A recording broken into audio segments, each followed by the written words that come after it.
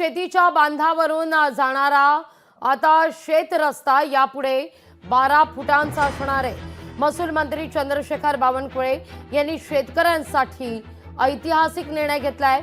या संदर्भात महसूल मंत्री बोलतायत, थेट जाऊया। मी यामध्ये मोठ्या प्रमाणावर त्या ठिकाणी एसओपी तयार करतो आहे।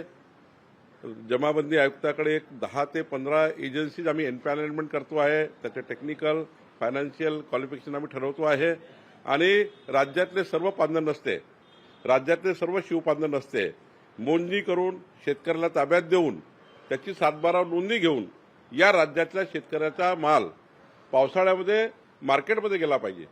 पावसाळ्यामध्ये शेतातला माल मार्केटमध्ये जात नाही म्हणून शेती 4 महिने शेती पिकत नाही, शेतकऱ्याला आपला मालच नेता येत नाही मार्केटमध्ये। त्यामुळे काही करून या राज्याचा सर्वात मोठा हा जो टास्क आहे की प्रत्येक शेतकऱ्याला रस्ता मिळावा, पक्का रस्ता मिळावा।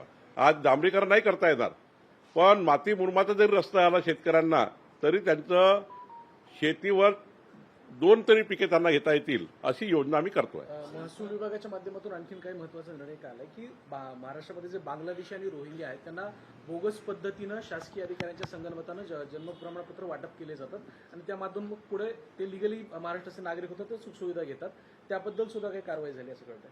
परवा माननीय किरीट सोमयाजी आणि आमचे सर्व हेल्थ ऑफिसर, हेल्थचे अधिकारी आणि सर्वच विभागाचे अधिकारी, नगरविकास, आम्ही सर्वांनी ठरवलं आहे की जे 50,000च्या वर बोगस प्रमाणपत्र पहिल्या टप्प्यामध्ये लोकांनी घेतलं आणि त्याचा फायदा उचलत आहे ते प्रमाणपत्र त्यांच्याकडनं परत घेणे।